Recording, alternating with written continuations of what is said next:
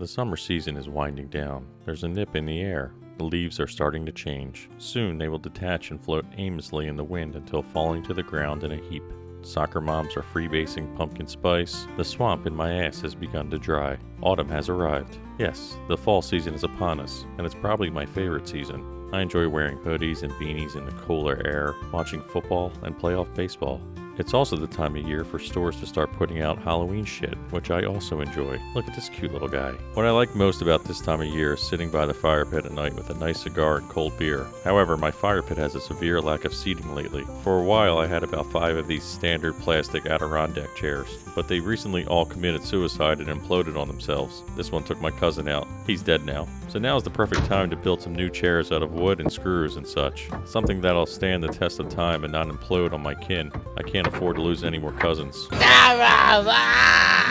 I found these blueprints on the information superhighway, but they required a bunch of angle cuts. I'm no scientist, so I went with a more basic build for a basic bitch like me. A community college version, if you will. Something more on my level. Speaking of being level, in the midst of this project, I learned that the Adirondack chair design was to sit on the downslope of a hill, so that you're always sitting upright. I bet you didn't know that either, or maybe you did. I really don't give a fuck. I went to community college. What an asshole. I was originally going to use pressure-treated wood, but I couldn't find the right cuts at the depot, and I wasn't about to ask for help like a nerd, so instead I used non-treated wood, so I'm forced to do more work and stain them. But at least I didn't have to ask for help. My favorite thing about using a miter saw is how uneven my cuts are. I usually measure 2 times and cut 3 times. From measuring tape till the time I cut, the measurement seems to lose or gain a few centimeters. It's mind-boggling to me. Or it's just because I forgot to take the width of the blade into consideration. I foresee wobbly chairs in my future. Things are going well. My community college education is really being put to the test now while using a speed square. How the fuck do I make a 15-degree angle with this thing? Gonna need a fresh pencil point for this. Okay, turns out that was the wrong way to use a speed square. I hope you learn from my fuck-ups. Beautiful. Before starting this project, I was curious how much money I'd actually save DIYing these things. On average, you can probably find an Adirondack chair online for between $125 $150 bucks. I spent about $32 bucks on lumber. Adding in other materials like screws, stain, and wood glue, you're probably up around $50 a chair. Let's pause to check on my work real quick. That is not level. Anyway, if you have some of these materials on hand already, or if you're able to steal them, then you're back down to around $40 a chair. I don't encourage stealing things, but crime does pay sometimes. Factor in your time, then you're probably back up to about $50 a chair. Unless you're a fancy pants and make lots of money with your Ivy League education, then just pay some asshole like me to build them for you. I have a community college degree. You can also use free child labor to cut down on your time. It's a new day here at the Adirondack Build Project, which means my kids are awake and getting in the way. Let's have a quick test. And I think I got a splinter in my ass. Pink gooey stuff.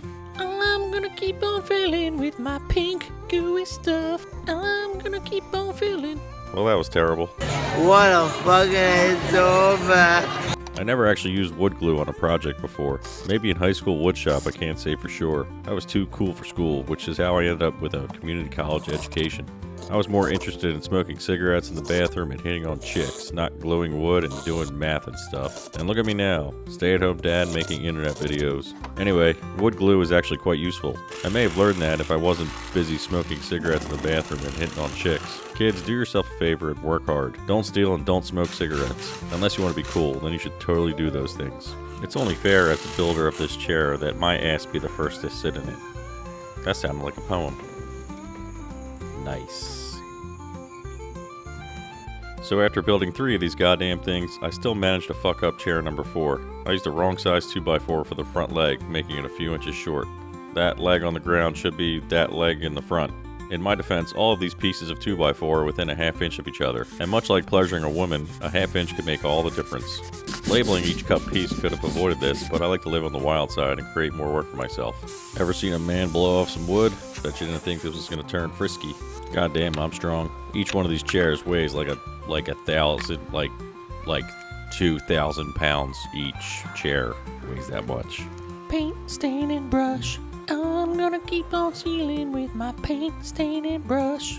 So anyway, it's time to build a nice chemical fire using the leftover scraps of wood, crack a beer, and light up a cigar. I can sit comfortably around my fire pit in chairs built by a 13th grader. Now all I need to do is find some friends to sit with me.